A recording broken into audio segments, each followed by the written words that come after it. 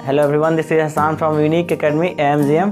आज हम लोग जा रहे हैं कुछ अलग पढ़ने। इतना दिन से आप लोग को जो सिखा रहे थे उससे बिल्कुल अलग टॉपिक है। क्या है वो? The same word used as different parts of speech. ठीक है, बहुत अच्छे से इस वीडियो को देखिएगा। आज आप बहुत कुछ सीखने वाले हैं। ठीक है, तो कहीं भी स्किप मत कीजिएगा।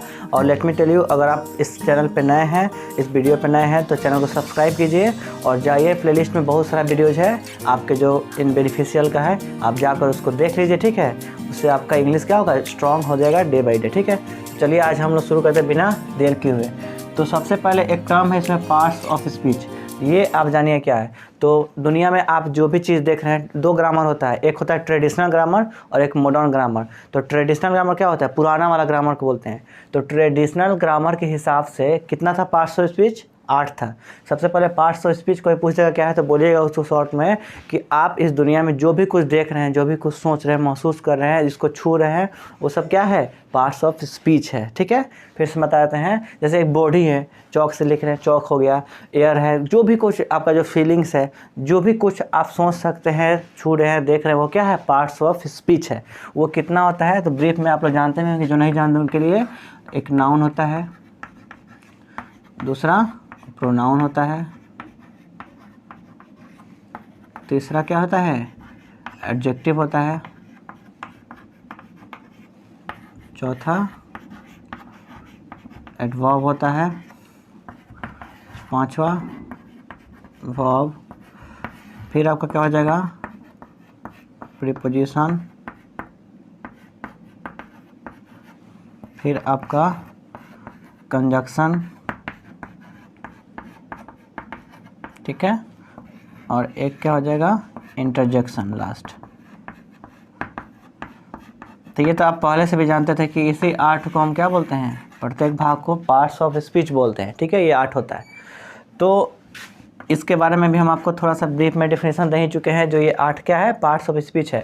तो ये जब हम जो 5 वर्ड आज चूज किए हैं, जो 5 वर्ड लिए हैं, जैसे एनी है, एबव है, बोथ है, बट है और बैक। तो ये इस जैसे मान लीजिए एनी है, तो एनी का उपयोग मात्र ऐसे कुछ कोई पूछ जाएगा एनी क्या है, तो ऐसा नहीं क्या बोल जाएगा बस प्रोनाउन ही है, ऐसा नहीं है। एनी का उपयोग आप इसका यूज एडजेक्टिव के रूप में भी कर सकते हैं, इसका रूप एडवर्ब में भी कर सकते हैं। ठीक है, जैसे एबव है तो बहुत लोग जानता होगा कि एबव एक प्रीपोजिशन है। नहीं, प्रीपोजिशन है, ठीक है, लेकिन इसका उपयोग हम इसका यूज नाउन के रूप में भी कर सकते हैं। फिर एबव का आप एडजेक्टिव में भी कर सकते हैं। फिर आपका प्रीपोजिशन तो है ही। तो कहने का मतलब है कि ये जो वर्ड्स होता है उसको मात्र एक ही पार्ट्स ऑफ स्पीच में नहीं हम लोग यूज करते हैं, अलग अलग पार्ट्स ऑफ स्पीच में भी यूज कर सकते हैं। आज इस वीडियो में हम लोग यही सीखने जा रहे हैं। ठीक है, तो ये 5 से ही हम बनाएंगे 2-3 जो पार्ट्स ऑफ स्पीच होगा उसका सेंटेंस बनाएंगे, आपको समझाएंगे। और धीरे धीरे ऐसे ही पार्ट 1 पार्ट 2 इसका भी हम बनाएंगे, प्लेलिस्ट डाल देंगे, आप देख के बहुत कुछ सीख सकते हैं। ठीक है, तो चलिए हम लोग शुरू करते हैं एनी से।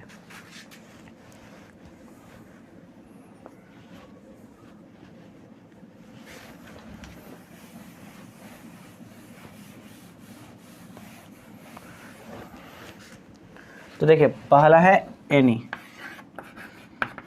तो सबसे पहले एनी को हम लोग प्रोनाउन के रूप में यूज करते हैं।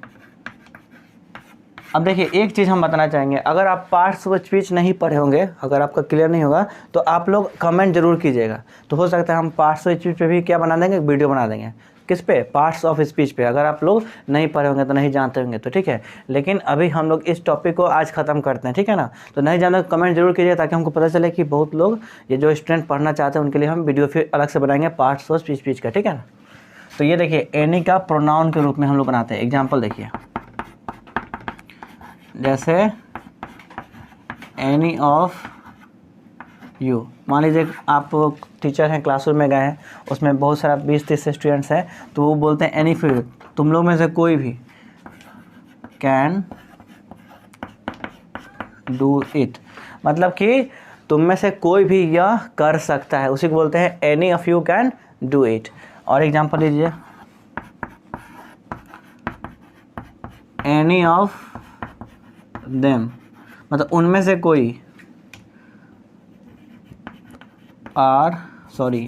इज अब देखिए ये हम सिंटेक्स में पढ़ाए थे आप लोग को, सिंटेक्स सब्जेक्ट वर्ब अग्रीमेंट का आप जाकर वीडियो देखिएगा, क्योंकि एनी ऑफ जब रहता है तो क्या लेता है वर्ब, सब्जेक्ट वर्ब अग्रीमेंट का जो ताल में बताया था तो सिंगुलर होता है, क्योंकि एनी ऑफ से ये सिंगुलर लेता बताए थे। देखिएगा any of them is not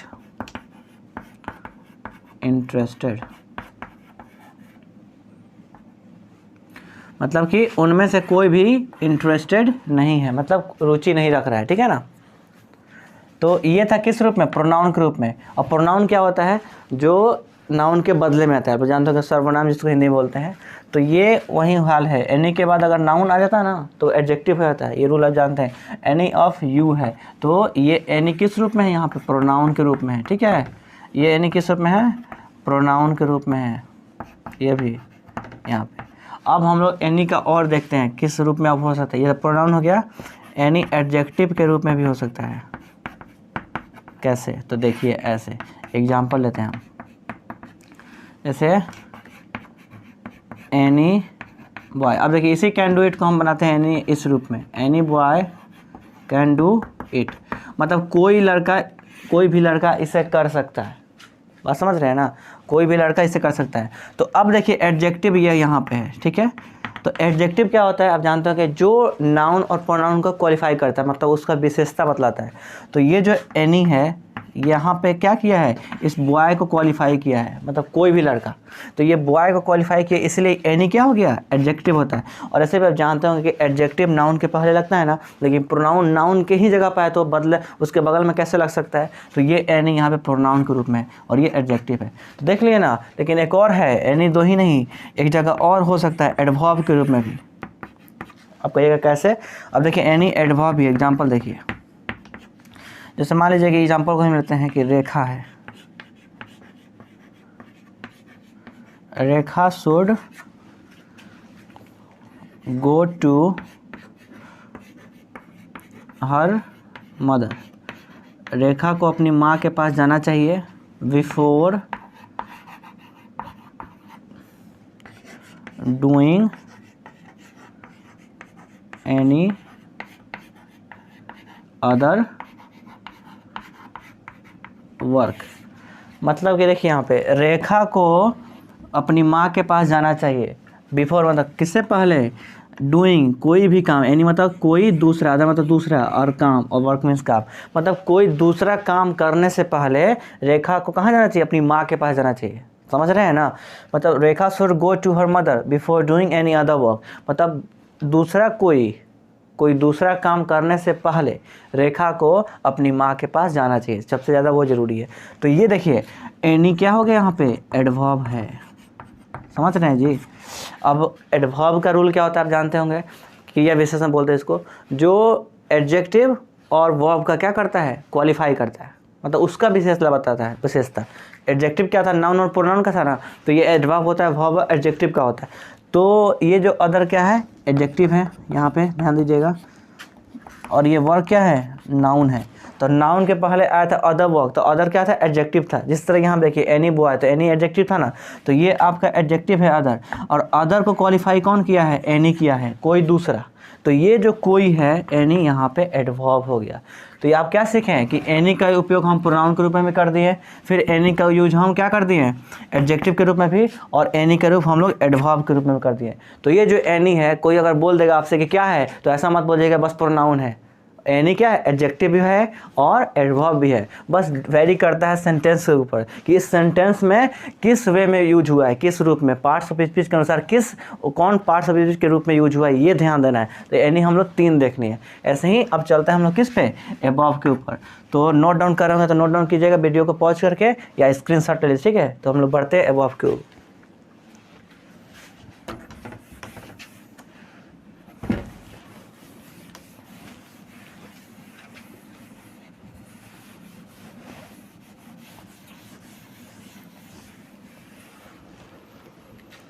तो दूसरा है आपका एबव। अब एबव बहुत लोग जानते होंगे क्या है, ये एक प्रीपोजिशन है, ठीक है। प्रीपोजिशन तो है, बिल्कुल है, ठीक है। लेकिन इसका उपयोग हम लोग नाउन के रूप में भी करते हैं और एडजेक्टिव के रूप में भी करते हैं। समझ पा रहे हैं। तो ये 3 पार्ट्स ऑफ स्पीच में भी यूज होता है किसका, एबव का। तो हम लोग चलिए प्रीपोजिशन पे पहले देखते हैं।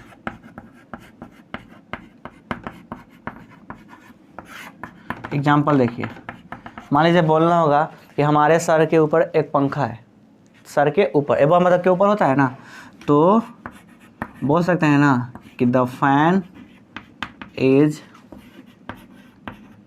Above our head. देखिए एबव यहाँ पे क्या है, प्रीपोजिशन है। अब आप लोग प्रीपोजिशन में एडवर्ब का रूल जानते होंगे, तो टच नहीं होना चाहिए ऊपर कोई चीज़ के ऊपर, यानी कि आवर हेड एक नाउन है यहाँ पे हेड, इसके ऊपर एबव नाउन के पहले लगता है ना प्रीपोजिशन, तो ये प्रीपोजिशन के रूप में यहाँ पे काम करे इस सेंटेंस में कि हमारे सर के ऊपर पंखा है, तो ये एबव यहाँ पे प्रीपोजिशन हो गया। अब देखिए हमको नाउन के रूप में देखना है, तो किसके रूप में, नाउन। एग्जाम्पल लिखिए, जैसे कि all came into this world from above.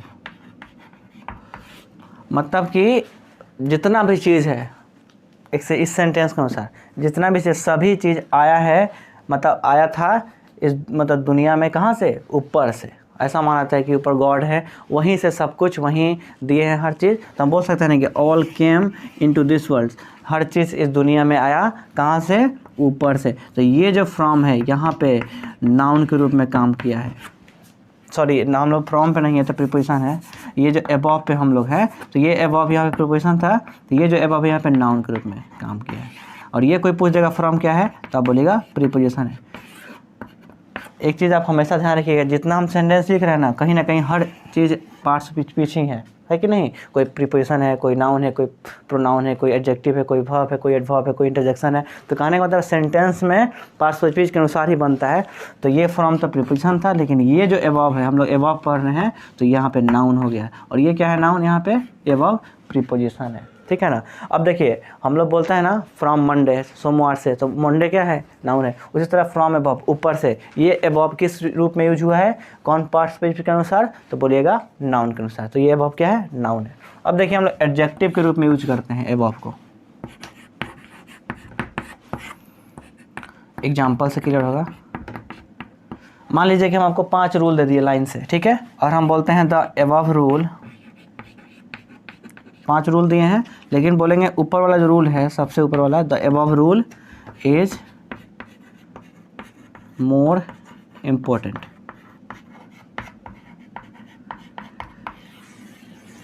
तो अब हम लोग एबव पे काम करेंगे। तो ये जो एबव है, इस रूल को क्वालिफाई किया है, तो जो नाउन को क्वालिफाई करेगा, मतलब जो ऊपर वाला नियम है वो ज़्यादा क्या है, महत्वपूर्ण है। तो जो नाउन को क्वालिफाई करता है बाबू, उसको क्या बोलते हैं, ये एबव। अभी बताया था जो नाउन प्रोनाउन क्वालिफाई का एडजेक्टिव होता है, तो ये जो एबव है एडजेक्टिव के रूप में काम किया है। और ये जो है नाउन को क्वालिफाई प्रिपरेशन करता है, से का रूप है फ्रॉम से, ऊपर से, तो ये एबव नाउन हो गया। और इसी में हमारे सर के ऊपर, तो जब ऊपर का सेंस आता है एबव, हम लोग जानते होंगे कि ये भी नाउन को ही टच में है, जिस तरह ये नाउन के टच में था। तो एबव क्या है, यहाँ पे प्रीपोजिशन है, सर मतलब सर के ऊपर था वहाँ पे, और यहाँ पे था ऊपर से, और यहाँ पे क्या है, ऊपर वाला नियम जो है। तो ऊपर वाला जो नियम है बहुत ज़्यादा इंपॉर्टेंट है। तो हम बताना ये चाहते हैं एबव का कि एबव देखिए 3 रूप में हम लोग देखें, प्रीपोजिशन के रूप में भी, साथ साथ आप नाउन के रूप में भी देखें, और एडजेक्टिव के रूप में भी देखें। इसको नोट डाउन कर लीजिए, तब हम लोग बढ़ेंगे बोथ के तरफ।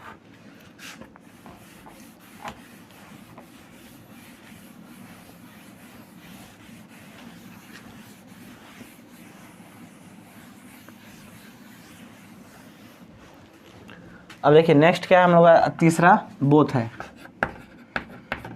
तो जो बोथ का है उसका हम लोग देखते हैं। बोथ देख के बहुत लोग बोलता है कि ये कंजक्शन है, बिल्कुल कंजक्शन है, कंजक्शन के रूप में भी यूज होता है। बोथ आपका एडजेक्टिव के भी रूप में होता है, ओके। और बोथ का उपयोग हम लोग प्रोनाउन के रूप में भी करते हैं। तो ये 3 पार्ट्स ऑफ स्पीच में भी इसका यूज हम लोग करते हैं। अब देखिए कैसे। तो पहला हम लोग कंजक्शन में देखते हैं।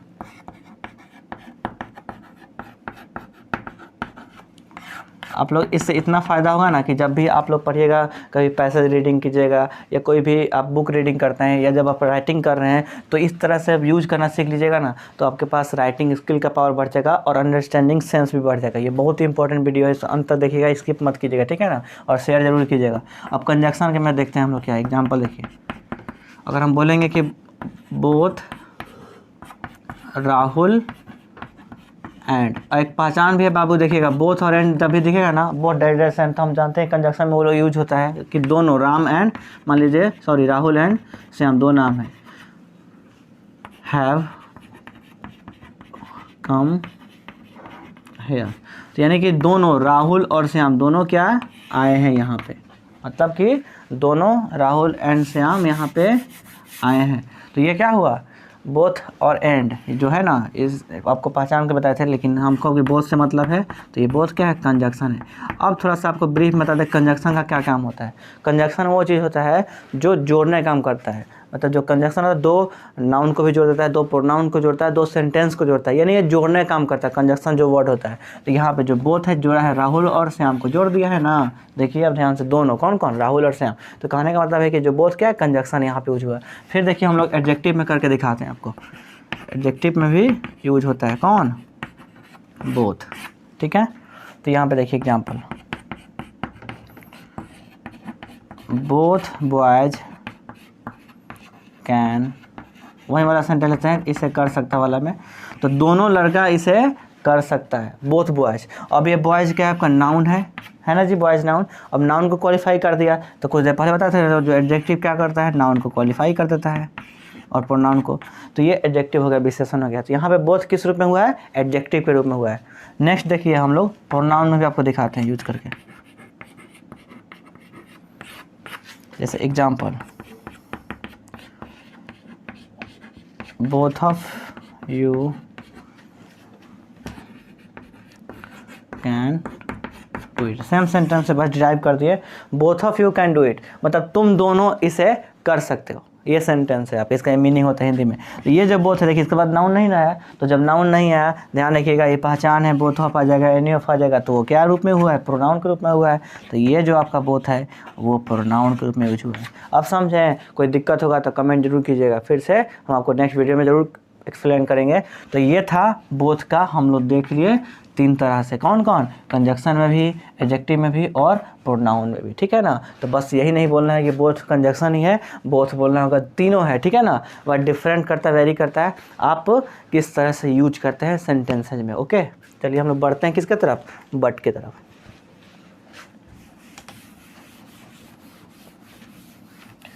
अब किसी से पूछिएगा ना ये वाला बट, तो बताएगा क्या है बट, तो बोलेगा कंजक्शन है। लेकिन बहुत कम लोग जानता है कि बट का उपयोग हम लोग प्रीपोजिशन में भी करते हैं, ठीक है ना जी। आज का जो हम लोग चौथा है वो बट है। तो बट का यूज, कंजक्शन तो है ही, बिल्कुल कंजक्शन हम लोग करते ही इसका उपयोग, लेकिन जो होता है, लेकिन बट का हम लोग प्रीपोजिशन में भी करते हैं, क्योंकि बट एक प्रीपोजिशन भी है, आप समझ रहे हैं ना, इसमें भी हम लोग यूज करते हैं। अब एग्जाम्पल्स की वजह से पहले हम लोग कंजक्शन में चलिए देखते हैं, ठीक है। जैसे एग्जाम्पल लीजिए, बोलेंगे राम इज पुअर, राम गरीब है, बट लेकिन ही इज ऑनेस्ट। देख रहे हैं सेंटेंस, राम गरीब है लेकिन वह ईमानदार है, यानी कि ये जो बट है, दो सेंटेंस को जोड़ दिया, देखिएगा बाबू ध्यान से, जोड़ा ना, तो ये जो बट क्या है, कंजक्शन है यहाँ पे, यानी कि जोड़ने का काम किया, कंजक्शन के रूप में यूज हो गया। अब देखिए हम लोग प्रीपोजिशन में थोड़ा देखते हैं क्या होता है। आप लोग का होमवर्क यही है कि हम एक सेंटेंस दे रहे हैं, आप लोग को डिराइव करना है 2-4 सेंटेंस, ठीक है ना। इस मतलब जो हम दे रहे हैं ना, उस पर आप लोग कोशिश कीजिए फ्रेम करने का अलग अलग सेंटेंस, इससे आपका राइटिंग स्किल बढ़ेगा, ठीक है ना। तो ये कंसेप्ट ही पड़ेगा। प्रीपोजिशन के रूप में हम लोग देखते हैं बट का, तो इसका याद रखिएगा, प्रीपोजिशन में हम उसका हिंदी होता है को छोड़कर या के सिवाय, ठीक है ना, को छोड़कर या के सिवाय, किसका हिंदी होता है, बट का, ध्यान रखिएगा। अब हम एग्जाम्पल लेते हैं, नन मतलब कोई नहीं, बट एक नाम है राजीव लेते हैं, none but Rajeev can do this work. क्या समझें? कोई नहीं, किसको छोड़कर? राजीव को छोड़कर। मतलब राजीव को छोड़कर इस काम को कोई नहीं कर सकता है। सॉरी जी, हाँ वही होगा कि राजीव को छोड़कर इस काम को कोई नहीं कर सकता है। समझ रहे हैं ना? None but Rajeev can do it. तो हम लोग क्या समझें? बट का उपयोग जब हम प्रीपोजिशन के रूप में करेंगे तो को छोड़कर के सिवाय होता है, लेकिन कंजक्शन में उसका मीनिंग लेकिन परंतु हो जाता है। ठीक है ना? तो ये था बट का दो तरह से हम लोग यूज़ देखनी है। अब हम लोग बढ़ते हैं आज का अंतिम बैक की तरफ। ठीक है ना?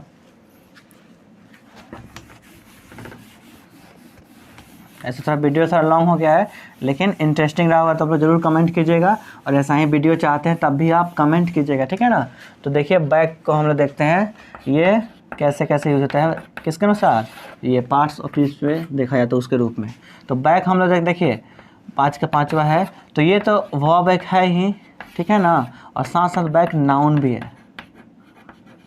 दोनों रूप में हम लोग यूज करते हैं किसका? बैक का। एग्जाम्पल देखिए वर्ब में पहले। अब बैक मतलब होता है किसी के मतलब सहारा देना, समर्थन देना या उसके तरफ जाना। तो हम लोग बोल सकते हैं अगर आपका बुरा बुरा फ्रेंड है उस टाइप का, तो हम बोलेंगे डोंट बैक योर फॉल्स। मतलब जो गलत फ्रेंड्स होता है उसको बैक मत करो। ठीक है ना? यानी कि उसके पीछे मत जाओ, उसका समर्थन मत करो, ये होता है बैक। तो ये जो आप लोग पढ़े होंगे इंपरेटिव सेंटेंस का नेगेटिव होता है, जैसे हम बोलते हैं डोंट डू इट, इसे मत करो, डोंट प्ले मत खेलो, वही होता है डोंट। बैक मतलब समर्थन मत करो, किसका? फॉल्स फ्रेंड्स का, गलत जो दोस्त होता है। तो ये तो हम लोग वर्ब में देख लिए। अब हम लोग नाउन में देखते हैं किसका? बैक का। एग्जाम्पल देखिए। अब देखिए बैक मतलब सब लोग जानता है पीठ होता है, तो हम लोग बोल सकते हैं कि देयर इज अ बैग, एक थैला है, ऑन हिज बैक। क्या समझे इससे? कि उसके जो पीठ पे क्या है? एक थैला है, मतलब बैग है। समझ है ना? तो ये जो बैक है, अब बताइए ये आपका पॉजिटिव एडजेक्टिव है ना जी? तो एडजेक्टिव है हिज, जानते थे आप लोग। और ये क्या है? बैक नाउन है। एडजेक्टिव नाउन के पहले आता है ना, उसको क्वालिफाई करता है। तो ये बैक यहाँ पे नाउन के रूप में यूज हुआ है, और ये जो बैक है आपका वर्ब के रूप में यूज हुआ है। ठीक है? तो आज का क्लास उम्मीद करते हैं आप समझ गए होंगे। तो हम लोग मिलते हैं नेक्स्ट, इसका पार्ट 2 उम्मीद है लेकर आएंगे। और आप नए हैं तो एक बार फिर से बताते हैं सब्सक्राइब कीजिए और शेयर कीजिए। Okay, thank you for watching this video.